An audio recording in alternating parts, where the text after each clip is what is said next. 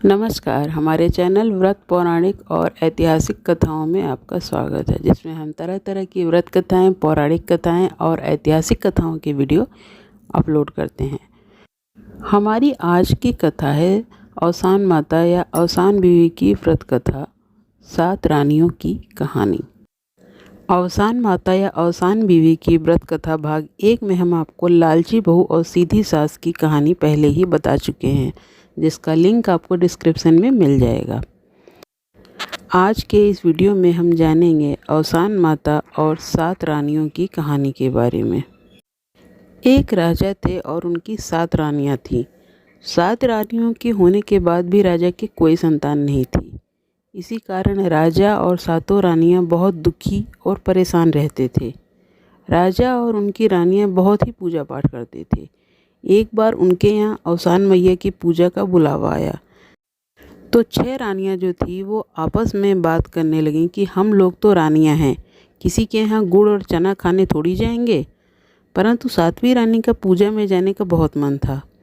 7वीं रानी के साथ उनके मायके से एक दासी भी आई थी।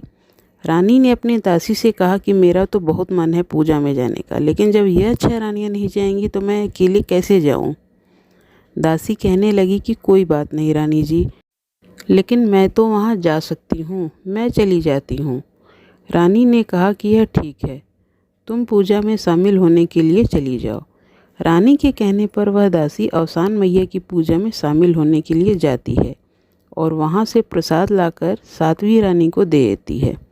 रानी ने औसान मैया के प्रसाद को बहुत ही श्रद्धा के साथ ग्रहण किया और हाथ जोड़कर कहा, हे माँ, हमको भी बेटी देना और बेटे देना। माता ने 7वीं रानी की प्रार्थना सुन ली। कुछ दिन बाद राजा को पता चला कि उनके यहाँ खुशियाँ आने वाली हैं। राजा खुश होकर खूब दान पुण्य करने लगे और 7वीं रानी का खूब ख्याल रखते थे। यह देखकर जो 6 बड़ी रानियाँ थीं उनको बिल्कुल भी अच्छा नहीं लगा। वो सब आपस में कहने लगीं कि अभी तो राजकुमार आए भी नहीं और राजा साहब छोटी रानी का इतना ध्यान रख रहे हैं, और जब राजकुमार आ जाएंगे तो हमारी तो कोई इज्जत ही नहीं रह जाएगी। सारी रानियां कहने लगीं कि हाँ, हमें कुछ ऐसा करना चाहिए जिससे कि राजा का ध्यान हम सब पर भी जाए। एक दिन जब राजा छोटी रानी का हालचाल पूछने के लिए जा रहे थे तो रानियों ने कहा कि राजा साहब, आप क्यों परेशान होते हैं, हम सब छोटी रानी का ख्याल रख लेंगे, आप अपने राज्य को संभालिए। राजकुमार आएगा तो वह हमें भी तो माँ कहेगा, छोटी रानी के साथ साथ हम भी तो माँ बनेंगी, इसलिए हम सब मिलकर छोटी रानी का पूरा ध्यान रखेंगे। सारी रानियों के इस प्रकार से कहने पर राजा ने कहा, ठीक है। जब राजकुमार के पैदा होने का समय आया तो राजा ने कहा कि क्या तैयारी की जाए। तो रानियों ने कहा कि राजा साहब, आप परेशान न हो, हम सब संभाल लेंगे, दासियां और हम सब मिलकर यह सब काम संभाल लेंगे। राजा ने कहा ठीक है, और निश्चिंत होकर वह अपने राज्य के कार्य में लग गए। कुछ समय बाद जब राजकुमार का जन्म हुआ तो रानी ने जैसे प्रसाद खाते समय कहा था कि हमें बेटी देना और बेटे देना, तो औसान मैया ने उनकी पूरी बात सुन ली थी। छोटी रानी ने 5 बेटे और 1 बेटी को जन्म दिया। जब सारी रानियों ने यह देखा कि अरे, इनके तो 5 बेटे और 1 बेटी हुई है, तो जैसा कि उन लोगों ने पहले ही सोचा था कि जब रानी के बच्चा होगा तो हम उसे रोने से पहले ही हटा देंगे, 6 रानियों ने बच्चों के रोने से पहले ही उनको छोटी रानी के पास से हटा दिया। रानी को जब होश आया तो उसने पूछा कि क्या हुआ है। तब सारी रानियों ने कहा कि आपके तो कंकड़ पत्थर हुए हैं, और उन्हें कंकड़ पत्थर दिखा दिए जो उन्होंने पहले से लाकर रख दिए थे। यह देखकर छोटी रानी बहुत दुखी हो गई और सोचने लगी कि जब राजा साहब सुनेंगे तो उन्हें बहुत दुख होगा। उधर 6 रानियों ने सोचा कि इन बच्चों को मार दिया जाए। रानी के मायके से जो दासी आई थी वो यह सब देख रही थी।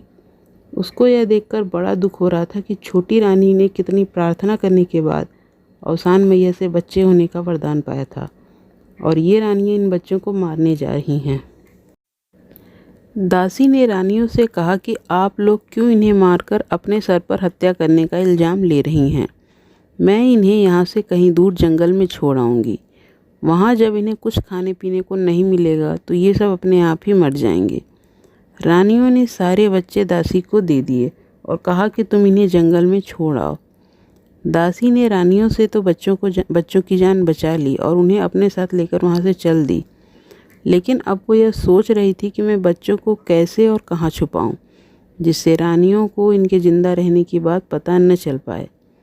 दासी यह सब सोचते सोचते जा रही थी कि तभी उसकी नज़र एक कुम्हार के घर पर पड़ी।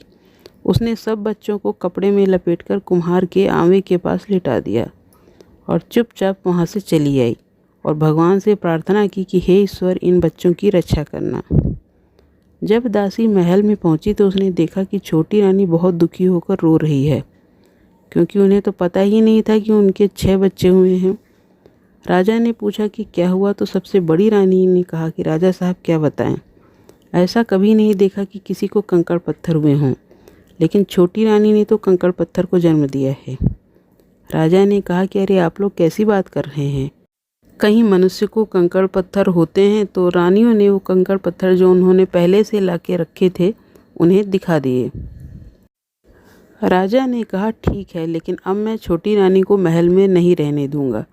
इसने हमारी बहुत बेइज्जती करा दी है। सब तरफ यह बात फैल गई थी कि राजकुमार आने वाले हैं और इसने कंकड़ पत्थर पैदा किए हैं। यह कहकर राजा ने छोटी रानी को महल से निकाल दिया और कहा कि जाकर सारे राज्य के कौवे हंकाओ। रानी बेचारी अपने ही राज्य में कौवा हाँकने लगी। उधर जब सवेरा हुआ और कुम्हार उठकर बाहर आया तो उसने देखा कि आमा के पास छोटे छोटे 6 बच्चे पड़े हुए हैं।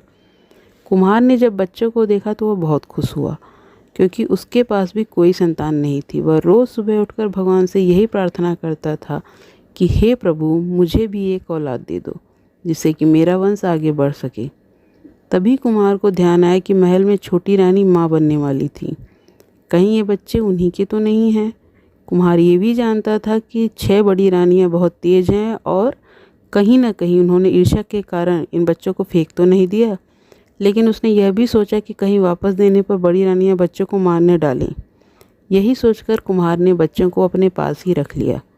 बच्चे जब थोड़े बड़े हुए तो कुम्हार ने 5 राजकुमारों को मिट्टी के हाथे और घोड़े बनाकर दिए, और जो राजकुमारी थी उसको भी मिट्टी की चकिया बनाकर दे दी। बच्चे जब घोड़ा चलाते तो आवाज़ करते थे कि चल मेरे घोड़े हिन हिन हिन, और हाथी की भी ऐसी ही आवाज़ निकालते रहते थे।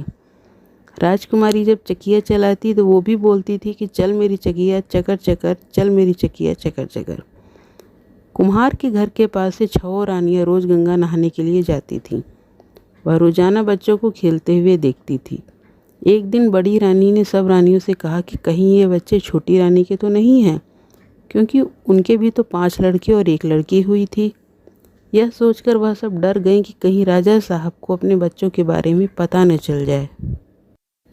एक दिन 6 रानियां राजा के पास जाकर कहने लगीं कि राजा साहब, ये जो अपने राज्य में कुम्हार है उसके बच्चे हम लोगों की बिल्कुल भी इज्जत नहीं करते हैं। कुम्हार ने उन्हें बहुत बदतमीजी सिखाई है। हम जब भी उधर से गुजरते हैं तो अपने मिट्टी के हाथी और घोड़े को कहते हैं कि चल मेरे घोड़े हिन हिन हिन, और लड़की अपनी चकिया से कहती है कि चल मेरी चकिया चकर चकर। रानियों ने राजा से कहा कि क्या उसकी चकिया हमारे रथ के पहियों से तेज चलती है, और उनके हाथी और घोड़े क्या हमारे घोड़ों से तेज चलते हैं? राजा ने कहा कि जाने दो, वो तो बच्चे हैं। लेकिन रानियों ने राजा को उल्टा सीधा समझाकर उन बच्चों को मरवा दिया। कुम्हार ने जब यह देखा तो बहुत दुखी होकर सोचने लगा कि इन रानियों ने पहले भी बच्चों को जीने नहीं दिया था और आज सचमुच उनकी जान ले ली। कुम्हार ने सोचा कि मैं जीते जी तो बच्चों को अपने पिता से मिलवा नहीं पाया, लेकिन अब मरने के बाद उन्हें महल में जगह जरूर दिलाऊंगा। ऐसा विचार कर कुम्हार ने बच्चों को ले जाकर राजा साहब के बगीचे में गाड़ दिया। कुम्हार रोज़ रात को छुपकर बगीचे में जहाँ उसने बच्चों को गाड़ा था देखने जाता था। कुछ समय बाद जहाँ उसने बच्चों को गाड़ा था वहाँ पर पेड़ निकल आए।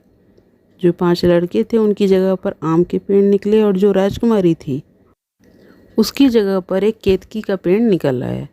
एक दिन कुम्हार ने देखा कि केतकी के पेड़ पर फूल निकल आए हैं। कुम्हार ने आम के पेड़ों से एक एक पत्ता तोड़ा और केतकी का फूल ले जाकर राजा को दे दिया। उसने सोचा कि राजा साहब ने अपने बच्चों को तो गोद में उठाया नहीं था, चलो कम से कम इसी बहाने वे अपने बच्चों को गोद में उठा लेंगे। राजा ने जब फूलों और पत्तों को देखा तो बोला कि अरे ये तो बहुत सुंदर फूल हैं, और ये आम के पत्ते भी कितने सुंदर लग रहे हैं। राजा ने कुम्हार से पूछा कि इतने सुंदर फूल और पत्तों को कहाँ से लाए हो। तो कुम्हार ने कहा कि राजा साहब, ये तो आपके ही बगीचे के हैं, मैं इधर आ रहा था तो आपके लिए ले आया। राजा ने कहा कि मेरे बाग के हैं। राजा ने माली से पूछा तो माली ने कहा कि अरे राजा साहब, ये तो अपने आप उगाए थे। राजा ने कहा ये बहुत सुंदर हैं, इन्हें मैं रानियों को दूंगा। राजा ने फूल और पत्ते ले जाकर अपनी 6 रानियों को दिए। रानियां फूल और पत्ते देखकर बहुत खुश हो गईं और उन्होंने राजा से पूछा कि इतने सुंदर फूल और पत्ते आप कहाँ से ले आए। राजा ने कहा कि ये सब अपने बाग के हैं। रानियों ने सोचा कि चलो हम लोग इसको तोड़ने चलें। जब 6 रानियां बाग में फूल और पत्ते तोड़ने के लिए पहुंची तो फूल उनसे टूटा ही नहीं।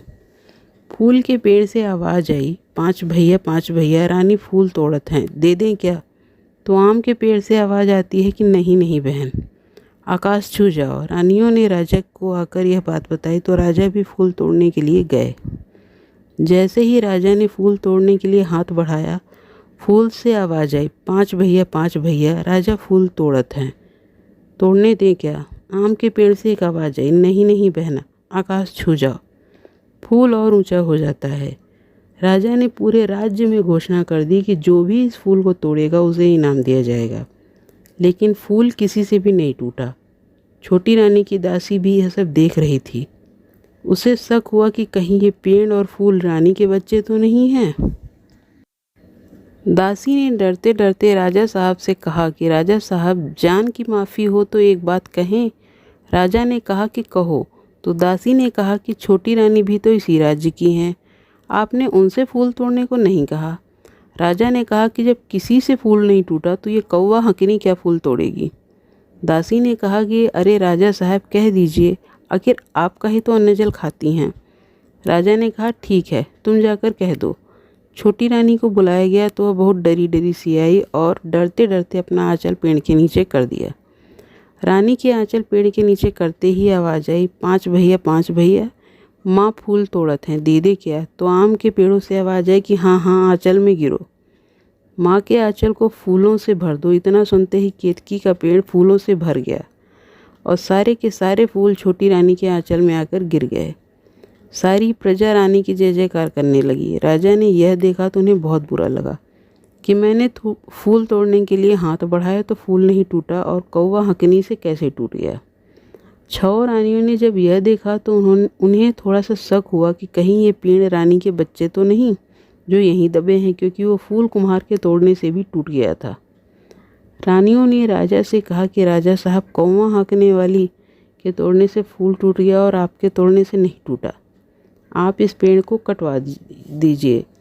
राजा ने रानियों की बात सुनकर कहा कि हाँ, हम इन पेड़ों को कटवा देंगे। दासी यह सब देखकर परेशान हो गई कि अब यह रानियां ये पेड़ भी कटवा देंगी। वह दासी राजा साहब के पास जाकर बोली कि अरे राजा जी, अकेले छोटी रानी के तोड़ने से ही तो फूल टूटा नहीं है, कुम्हार से भी तो टूटा है। आप कुम्हार को बुलाकर पूछिए कि उसने फूल कैसे तोड़ा था। राजा ने कुम्हार को बुलाकर उससे पूछा कि तुम लोगों ने कौन सा जादू टोना किया है जिसकी वजह से तुमसे और कौवा हंकनी से फूल टूट गया, लेकिन हमसे और रानियों से नहीं टूटा। कुम्हार ने कहा, महाराज, मैंने कोई जादू टोना नहीं किया है, अगर जान की माफ़ी मिले तो एक बात कहूँ। राजा ने कहा ठीक है, जान की माफ़ी है, बोलो। तो कुम्हार ने कहा कि राजा साहब, यहाँ पर आपके बच्चे गड़े हैं। राजा ने कहा कि मेरे बच्चे। तो कुम्हार ने कहा कि हाँ राजा साहब, आपके बच्चे। आपने जिन 5 लड़कों और 1 लड़की को मरवा दिया था वे आपके ही बच्चे थे। आपकी छोटी रानी ने 6 बच्चों को जन्म दिया था, जिनमें 5 लड़की और 1 लड़की थी। आपकी 6 रानियों ने आपके साथ साजिश करके बच्चों को फिकवा कर उनकी जगह कंकड़ पत्थर रखवा दिए थे। रानियां कहने लगी कि यह कुम्हार झूठ बोल रहा है।